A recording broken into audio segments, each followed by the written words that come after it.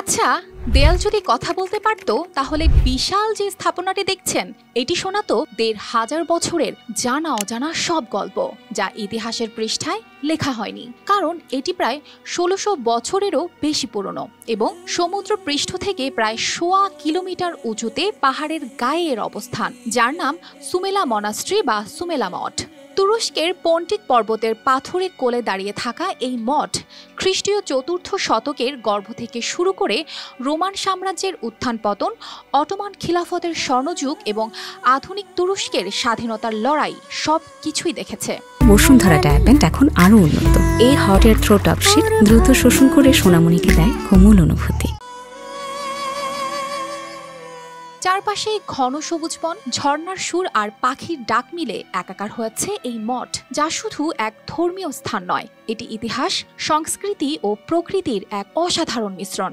এর ভেতরে রয়েছে গুহার গির্জা, পবিত্র ঝর্ণা, পাঠাগার, ঘণ্টাঘর, অতিথিশালা এবং জলস্রোত। দেয়ালের ফ্রেস্কোগুলোতে যীশুখ্রিস্ট ও মাদার মেরির জীবনের গল্প চিত্রিত করা হয়েছে। এর নকশা এমনভাবে তৈরি করা হয়েছে যার শৈল্পিক বৈচিত্র্য চোখ ধাঁধিয়ে দেয়। এর প্রতিটি দেয়ালে খ্রিস্টীয় চিত্রকর্ম খোদাই করা। কল্পনা করা যায় কিভাবে সেই প্রাচীনকালে মানুষ এত উচ্চতায় এমন এক শৈল্পিক স্থাপত্য নির্মাণ করেছিল। এটি গড়ে ওঠে ৩৮৬ খ্রিস্টাব্দে বাইজান্টাইন সম্রাট থিওডোসিয়াসের শাসনকালে। কথিত আছে ২ এথেনিয়ান সন্ন্যাসী বার্নাবাস ও সেফ্রোনিয়স প্রথম এই মঠের ভিত্তি স্থাপন করেন। এই মঠটি খ্যাতি লাভ করে পানাগিয়া গর্গোপেগোস নামে পরিচিত মাদার মেরির একটি আইকনের জন্য। বলা হয় এটি প্রেরিত লুক কর্তৃক আঁকা।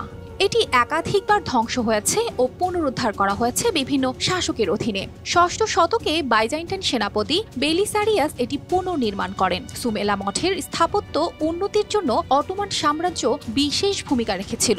মুসলিম শাসকরা এই খ্রিস্টীয় স্থাপনাগুলোকে রক্ষা করতেন, এমনকি সহযোগিতাও করতেন। তবে এটি তার বর্তমান রূপ পায় ত্রয়োদশ শতাব্দীতে, যখন এটি ট্রেভিজন্ট সাম্রাজ্যের সম্রাটদের পৃষ্ঠপোষকতায় সমৃদ্ধ হয়। আজ এটি আর কোনো ধর্মীয় সম্প্রদায়ের নয়, বরং তুরস্কের জাতীয় জাদুঘর।